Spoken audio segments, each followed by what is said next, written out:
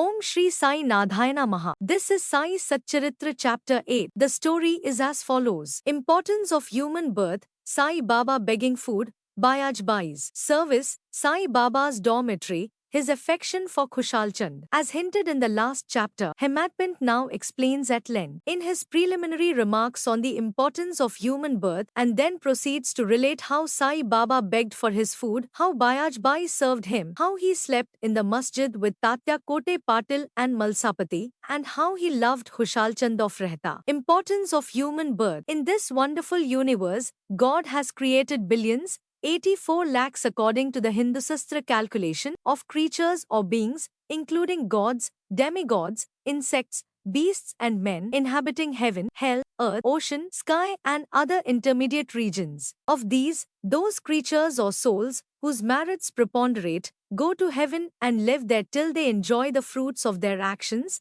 and when this is done, they are cast down, while those souls whose sins or demerits preponderate go down to hell and suffer the consequences of their misdeeds for so long a time as they deserve. When their merits and demerits balance each other, they are born on earth as human beings and are given a chance to work out their salvation. Ultimately, when their merits and demerits both drop down completely, they get their deliverance and become free. To put the matter in a nutshell, souls get their births or transmigrations according to their deeds and intelligence, development of their minds. Special value of the human body. As we all know, four things are common to all the creatures like food, sleep, fear, and sexual union. In the case of man, he is endowed with a special faculty, like knowledge, with the help of which he can attain God vision, which is impossible in any other birth. It is for this reasons that gods envy man's fortune and aspire to be born as men on earth,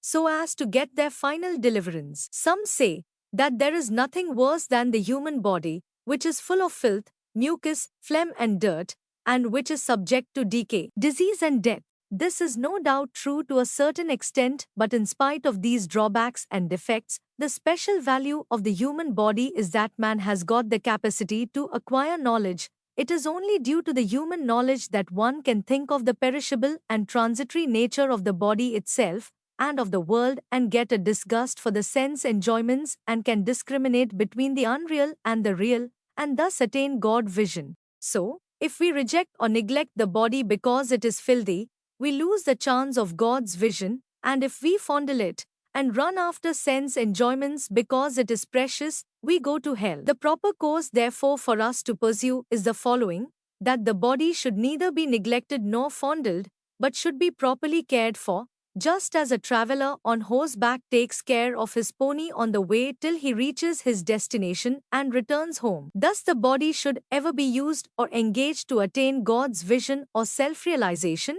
which is the supreme end of life. It is said that though God created various sorts of creatures, he was not satisfied, for none of them was able to know and appreciate his work. So he had to create a special being, man, and endow him with a special faculty like knowledge, and when he saw that man was able to appreciate his Leela marvelous work and intelligence, he was highly pleased and satisfied. So really it is good luck to get a human body, better luck to get birth in a Brahman family, and best one to get an opportunity of having recourse to Sai Baba's feet and surrendering to him. Man's endeavor, realizing how precious the human life is, and knowing that death is certain and may snatch us at any time, we should be ever alert to achieve the object of our life. We should not make the least delay but make every possible haste to gain our object. Just as a widower is most anxious to get himself married to a new bride, or just as a king leaves no stone unturned to seek his lost son, so with all earnestness and speed,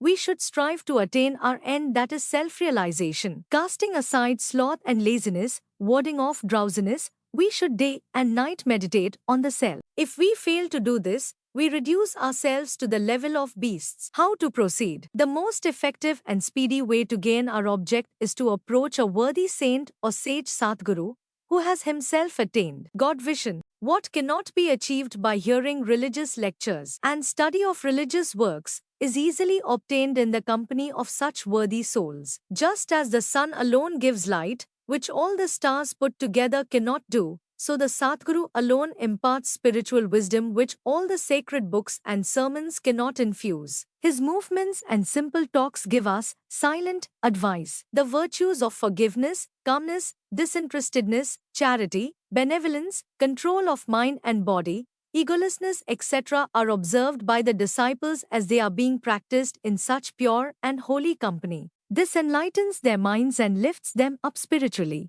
Sai Baba was such a sage or Satguru. Though he acted as a fakir, he was always engrossed in the self. He always loved all beings in whom he saw God or divinity. By pleasures he was not elated. He was not depressed by misfortunes. A king and a pauper were the same to him. He, whose glance would turn a beggar into a king, used to beg his food from door to door in Shirdi, and let us now see how he did it. Baba begging food. Blessed are the people of Shirdi, in front of whose houses Baba stood as a beggar and called out, "Oh lassie, give me a piece of bread," and spread out his hand to receive the same. In one hand, he carried a tumbril, tin pot, and in the other a joli or chopdari, that is a rectangular piece of cloth. He daily visited certain houses and went from door to door. Liquid or semi-liquid things such as soup, vegetables, milk or buttermilk were received in the tin pot, while cooked rice, bread, and such solid things were taken in the zoli. Baba's tongue knew no taste, as he had acquired control over it. So how could he care for the taste of the different things collected together?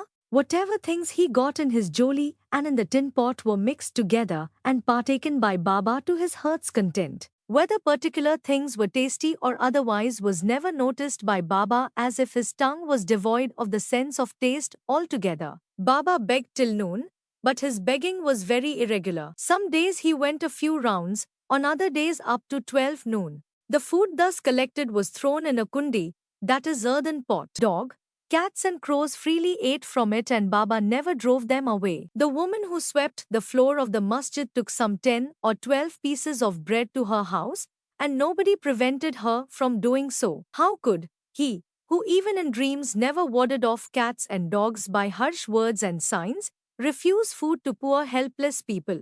Blessed indeed is the life of such a noble person. People in Shirdi took him in the beginning for a mad fakir. He was known in the village by this name. How could one, who lived on alms by begging a few crumbs of bread, be revered and respected? But this fakir was very liberal of heart and hand, disinterested and charitable. Tough he looked, fickle and restless from outside. He was firm and steady inside. His way was inscrutable. Still, even in that small village, there were a few kind and blessed people who recognized and regarded him as a great soul. One such instance is given below. Bayajabai's brilliant service. Tatya Kote's mother, Bayajabai, used to go to the woods every noon with a basket on her head containing bread and vegetables. She roamed in the jungle's course, about 3 miles, after course, trampling over bushes and shrubs in search of the mad fakir, and after hunting him out, fell at his feet. The fakir sat calm and motionless in meditation, while she placed a leaf before him,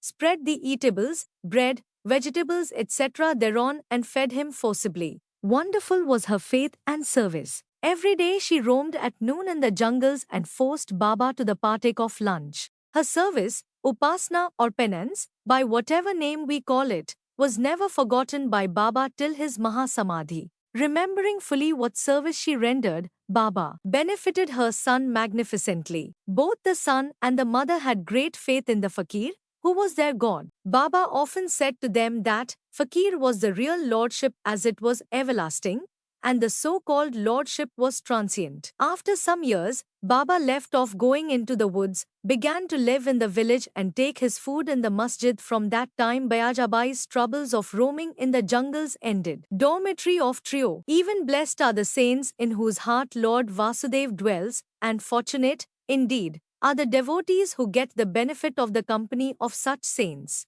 To such fortunate fellows, Tatya Kote Patil and Bhagat Malsapati equally shared the company of Sai Baba. Baba also loved them both equally. These 3 persons slept in the masjid with their heads towards the east, west and north, and with their feet touching one another at the center. Stretching their beds, they lay on them, chit-chatting and gossiping about many things, till late at midnight. If any one of them showed any signs of sleep, others would wake him up. For instance, if Tatya began to snore, Baba at once got up and shook him from side to side and pressed his head. If it was Malsapati, he hugged him close, stroked his legs and kneaded his back. In this way for full 14 years, Tatya, leaving his parents at home, slept in the masjid on account of his love for Baba. How happy and never to be forgotten were those days. How to measure that love and how to value the grace of Baba. After the passing away of his father, Tatya took charge of the household affairs and began to sleep at home. Khushlehand of Rehta Baba loved Ganpat Kote Patil of Shirdi. He equally loved Chandraben Sheth Marwadi of Rehta. After the demise of the Sheth,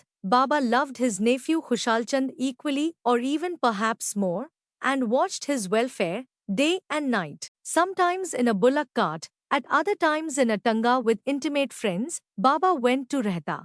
People of that village came out with band and music, and received Baba at the gate of the village and prostrated before him. Then he was taken into the village with great pomp and ceremony. Khushal Chand took Baba to his house, seated him on a comfortable seat and gave him a good lunch. Then they talked freely and merrily for some time, after which Baba returned to Shirdi, giving delight and blessing to all. Shirdi is midway between and equidistant from Rehta on one side, south, and Neemgaon on the other, north. Baba never went beyond these places during his lifetime. He never saw any railway train nor travelled by it. Still, he knew exactly the timing of arrival and departure of all trains. Devotees who acted according to Baba's instructions which were given by him at the time of taking his leave fared well, while those who disregarded them suffered many a mishap and accident. More about this and other matters will be told in the next chapter. Bow to Sri Sai, peace to be all. Here ends the chapter 8 of Sai Satcharitra. Please like, share, and subscribe the channel.